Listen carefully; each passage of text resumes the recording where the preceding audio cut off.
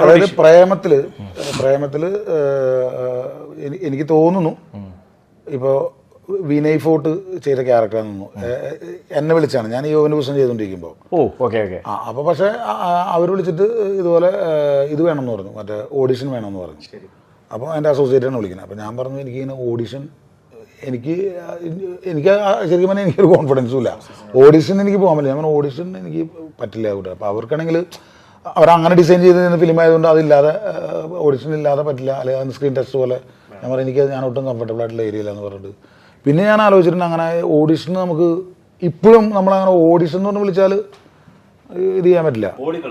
അതാണ് നമുക്കൊരു സ്പോട്ട്, അത് അറിയില്ല എന്തോ എനിക്ക് അങ്ങനെ ഒരു ബ്ലോക്ക് ഉണ്ട്.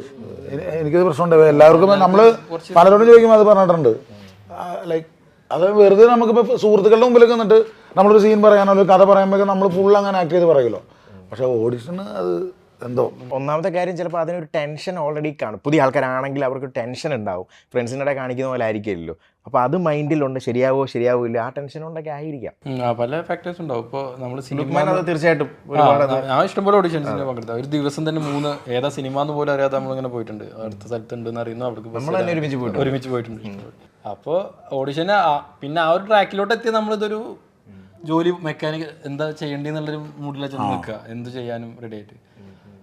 പക്ഷേ ഇതിലേറ്റവും വലിയ കാര്യം ഇപ്പോൾ എന്താ പറയുക, ഈ നമ്മുടെ അങ്കമാലിയിലെ അപ്പാനി രവി അല്ലെങ്കിൽ അതിലെ യൂക്ലാംബ് രാജൻ, അപ്പോൾ ഇവരൊക്കെ ഇവരുടെ ഓഡിഷൻ്റെ ഫസ്റ്റ് നമ്മൾ കുറേ ഒരു 10-30-40 പേരുടെ ഇങ്ങനെ ഓഡിഷൻസ് കൊണ്ടുവന്ന് കാണിച്ചിട്ട് നമ്മളിങ്ങനെ കണ്ടുകൊണ്ടിരിക്കുന്നതിനിടയ്ക്ക് യൂക്ലാംബ് രാജനെ കണ്ടപ്പോൾ ഞാൻ പറഞ്ഞു ഈ നമുക്ക് ഇവനും അടിപൊളിയുണ്ട്. അപ്പോൾ അവരും സെലക്ട് ചെയ്താണ് കാണിക്കുന്നത്. ഞാൻ അടിപൊളിയുണ്ട് മാറ്റി വയ്ക്കുക, അതുപോലെ അപ്പാനി രവിയുണ്ട് പറഞ്ഞു.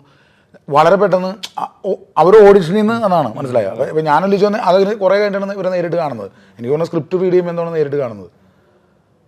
അപ്പം ഓഡിഷനിൽ അങ്ങനത്തെ വണ്ടർലുണ്ട്. ഞാൻ പറഞ്ഞാൽ അതിനകത്ത് എല്ലാവരും നമ്മൾ ഓഡിഷൻ വഴിയാണ് എടുത്തത്. പക്ഷേ എന്താ പറയുക, അപ്പം ഞാൻ ആലോചിക്കാറുണ്ട് അവർ ചെയ്ത പോലെ നമുക്ക് ഞാൻ ആലോചിച്ചിട്ട് നമുക്ക് അങ്ങനെ ചെയ്യാൻ പറ്റില്ല. അതിൻ്റെ ഒരു പ്രോസസ്സിൽ അത് എന്തോ. അപ്പോൾ എനിക്ക് 2-3 ഹിന്ദി സിനിമകൾ വന്നിരുന്നു നല്ല.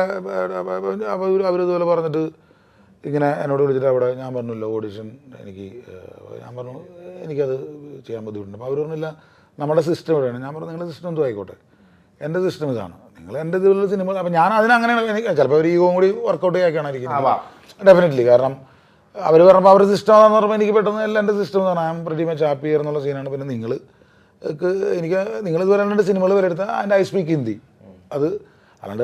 അപ്പോൾ അവസാനം അവർ ഇങ്ങനെ ഈ ഒരു ഹിന്ദിയിൽ സംസാരിച്ചിട്ട് വീഡിയോ എടുത്ത് അയക്കാൻ പോകുന്നു.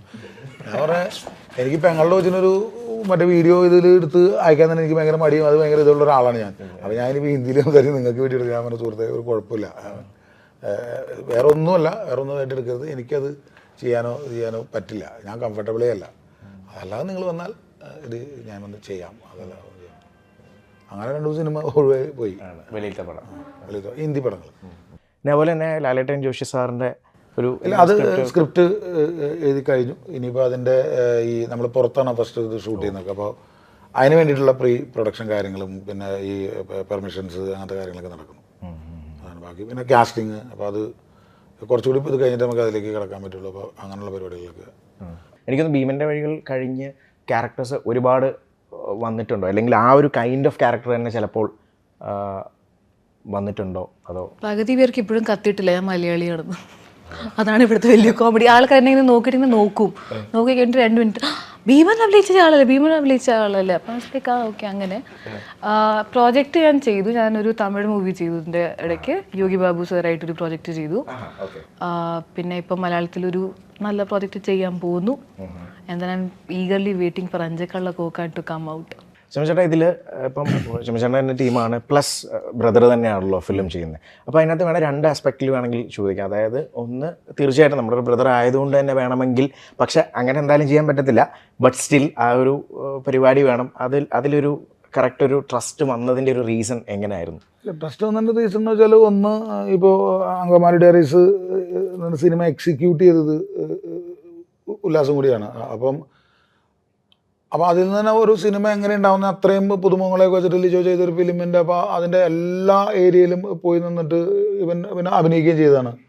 അപ്പോൾ അങ്ങനെ ഒരു ഐഡിയ ഉണ്ട്. പക്ഷേ അത് കഴിഞ്ഞ് ഇപ്പം ഞാനും ഉല്ലാസമായിട്ട് സിനിമകൾ ഇങ്ങനെ കണ്ട സിനിമകളെ പറ്റിയൊക്കെ ഡിസ്കസ് ചെയ്യുന്നല്ലാതെ അതിൻ്റെ അപ്പുറത്തേക്കൊന്നും ഫിലിം മേക്കിങ്ങിനെ പറ്റിയില്ല. ഇപ്പം ഞാൻ എഴുതുന്നതിനെ പറ്റിയൊന്നും ചിന്തിച്ചിട്ടില്ലായിരുന്നു.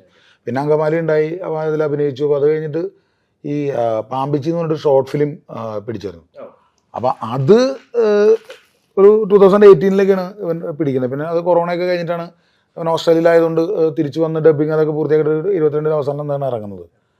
അപ്പോൾ അത് ബേസിക്കലി ഞാൻ കണ്ടപ്പോൾ ഞാൻ പ്രതീക്ഷിച്ച പോലെ ആയിരുന്നില്ല. നമ്മളൊക്കെ അവൻ ഇങ്ങനെ ഒരു പരിപാടി പിടിക്കുമായിരിക്കും, ഇങ്ങനെ പിടിക്കുമായിരിക്കും. ഞാൻ അതിൻ്റെ ഒന്നും കണ്ടിട്ടുണ്ടായിരുന്നില്ല നേരിട്ട്, ഷൂട്ടോ അങ്ങനെയൊന്നും. പക്ഷെ അത് അതിൻ്റെ ട്രെയിലറായിട്ട് തന്നെ എന്നെ കാണിച്ചപ്പോൾ എനിക്കത് ഭയങ്കര ഇൻട്രസ്റ്റിംഗ് ആയിട്ട് തോന്നി. പിന്നെ അത് ഇത് ഫുൾ ഷോർട്ട് ഫിലിം ഇറങ്ങിയപ്പോഴും എനിക്കത് പേഴ്സണലി ഭയങ്കര ഇൻട്രസ്റ്റിംഗ് ആയിട്ട് തോന്നി. അപ്പോൾ ഒരു ഷോർട്ട് ഫിലിം പിന്നെ അവരത് എത്ര രൂപയ്ക്കാണ് പിടിച്ചതെന്ന് എനിക്കറിയാം.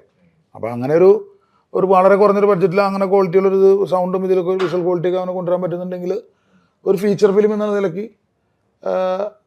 അവനത് കുറേ കൂടി നന്നായിട്ട് പുൾ ഓഫ് ചെയ്യാൻ പറ്റും. കാരണം 2.5 മണിക്കൂർ കിട്ടുമ്പോൾ ഒരു നല്ല കഥ കിട്ടിക്കഴിഞ്ഞാൽ അത് ചെയ്യാൻ പറ്റുമെന്ന് എനിക്ക് തോന്നി. പിന്നെ ഡെഫിനറ്റ്ലി ഇപ്പം ഞാൻ പ്രൊഡ്യൂസ് ചെയ്യുന്നതിൽ എൻ്റെ മാത്രമല്ല, എൻ്റെ എന്താ പറയുക കോ പ്രൊഡ്യൂസേഴ്സ് ഉണ്ട്. അവരുടെയും കൂടി എനിക്ക് വിശ്വസിച്ചിട്ട് മാത്രമല്ല ഞാൻ അല്ലെങ്കിൽ ഇപ്പം എൻ്റെ അനീന എന്ന് പറഞ്ഞിട്ട് എനിക്ക് ഒരിക്കലും അല്ല പിന്നെ അവരുടെയും കൂടി പൈസ വരുന്നില്ല, നമുക്ക് റിസ്ക് കുറയുന്നവരായിട്ട് അങ്ങനെ ഡീൽ ചെയ്യാൻ പറ്റില്ല. നമ്മൾ വിശ്വസിക്കുകയാണ് ആ പ്രോഡക്റ്റിൽ നന്നാവും. അപ്പോൾ അത് അവരോട് പറഞ്ഞപ്പോൾ അവർക്കും ഇതിനു മുമ്പ് ഉല്ലാസ് ഇതിന് വർക്ക് എന്താണെന്ന് വെച്ചാൽ ഉല്ലാസ് ഇപ്പോൾ അങ്കമാലി അസിസ്റ്റന്റ് ഡയറക്ടറോ അസോസിയേറ്റ് ഒന്നും ആയിരുന്നില്ല, അത് എക്സിക്യൂട്ട് ചെയ്തതിൽ ഒരാളെന്നല്ല ഉല്ലാസാണ് എക്സിക്യൂട്ട് ചെയ്തത്. അപ്പം അതല്ലാതെ ഉല്ലാസിന് ഒരു എക്സ്പീരിയൻസ് ഇല്ല, ഈ ഷോർട്ട് ഫിലിം മാത്രമേ ഉള്ളൂ. അപ്പം നമുക്ക് വെക്കാനുള്ളൊരു പോർട്ട്ഫോളിയോ എന്ന് പറഞ്ഞാൽ ഈ ഷോർട്ട് ഫിലിം മാത്രമേ ഉള്ളൂ. അപ്പോൾ അത് കാണിച്ചു കൊടുത്തപ്പോൾ എനിക്കതിൽ വിശ്വാസം ഉണ്ടായിരുന്നു അവനത് പുൾ ഓഫ് ചെയ്യും എന്നുള്ളത്. അപ്പം പിന്നെ എന്താ പറയുക, ടോട്ടലി അവനിൽ വിശ്വസിച്ച് തന്നെ നമുക്ക് ഇറങ്ങാൻ പറ്റില്ല. അല്ലെങ്കിൽ ഓക്കെ നമുക്ക് ഇത്രയും കാലമുള്ളൊരു പരിചയം വെച്ചിട്ട് നമുക്ക് കൂടി ഹെൽപ്പ് ചെയ്യാം അങ്ങനെയൊന്നുള്ളൊരു ധാരണ ഉണ്ടായിരുന്നില്ല. ടോട്ടലി ഉല്ലാസിൻ്റെ ടീമുമാണ് അത് എക്സിക്യൂട്ട് ചെയ്തതും ഇവിടം വരെ എത്തിക്കുന്നതും എൻറ്റയർലി അവരുടെ അല്ലെങ്കിൽ ഉല്ലാസിൻ്റെ ഡിസിഷനാണ്. അപ്പോൾ അങ്ങനെ തന്നെ വിശ്വസിച്ചിട്ട് തന്നെയാണ് നമ്മൾ ഇതിലേക്ക് ഇറങ്ങിയത്. അപ്പോൾ എനിക്ക് ബേസിക്കലി പാമ്പിച്ചിയാണ് ആ ഒരു വിശ്വാസം തന്നത്. അപ്പോൾ ആസ് എ പ്രൊഡ്യൂസർ നോക്കുവാണെങ്കിൽ ഇതിൽ കംപ്ലീറ്റ്ലി സാറ്റിസ്ഫൈഡ് എന്ന് പറയാം. തീർച്ചയായും അതൊരു ഞങ്ങളൊരു അപ്ലോസ് തരുവാണ് ഫോർ ദ ഡയറക്ടർ. തീർച്ചയായും അതൊരു വലിയ കാര്യം തന്നെയാണല്ലോ. അതെ. അതുപോലെ ഇപ്പം ചേട്ടാ ദിലീഷ് ചേട്ടനൊക്കെ ആയിട്ട് ഓൾറെഡി നിങ്ങൾ ഫസ്റ്റ് ആ ഒരു പരിചയമുള്ള ഒരു വ്യക്തി തന്നെ ആയിരുന്നല്ലോ. അത് കഴിഞ്ഞ് പിന്നെ എനിക്ക് തോന്നുന്നു കുറേ സിനിമയ്ക്ക് വേണ്ടി കുറേ എഫോർട്ട് കുറേ നാളുകൾക്ക് ശേഷം സിനിമ സംഭവിക്കുന്നു. ആൻഡ് ഇപ്പോഴും നല്ല ഇപ്പം ലുക്മാൻ്റെ അടുത്ത് ഞാൻ പറഞ്ഞ പോലെ തന്നെ നല്ല ക്യാരക്ടേഴ്സ് ഇപ്പോൾ ഇറങ്ങുന്ന മൂവി ആണെങ്കിൽ അതിൽ വളരെ നല്ല ക്യാരക്ടേഴ്സ് കിട്ടുന്നു. ഇപ്പോൾ നമ്മൾ സംസാരിച്ചപ്പോൾ തന്നെ ഒരു ഇയർലി നോക്കുവാണെങ്കിലും നല്ല സിനിമകൾ വരുന്നുണ്ട്. അപ്പോൾ ഈ ജോജി കഴിഞ്ഞാണെങ്കിലും ഒരുപാട് സിനിമകൾ വന്നാൽ അതിൽ ഫിൽട്രേഷൻ ഉണ്ടായിട്ടുണ്ടോ, അതോ ഒരു സെലക്ഷൻ എന്ന് പറഞ്ഞൊരു സംഭവം? ഒരുപാട് സിനിമകൾ വരുന്നുണ്ട്, എടുക്കാതെ എന്തുകൊണ്ടോ അത് പോവുകയും നല്ല സിനിമകൾ കയറി വരികയും ചെയ്യും. അത് എന്തുകൊണ്ടാണെന്ന് എനിക്ക് മനസ്സിലാകുന്നില്ല.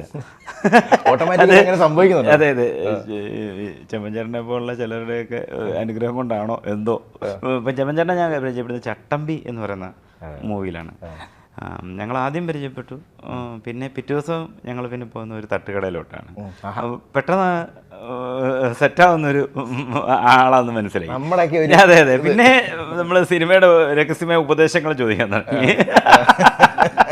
എന്റെ ഉപദേശം കേട്ടുകഴിഞ്ഞാലും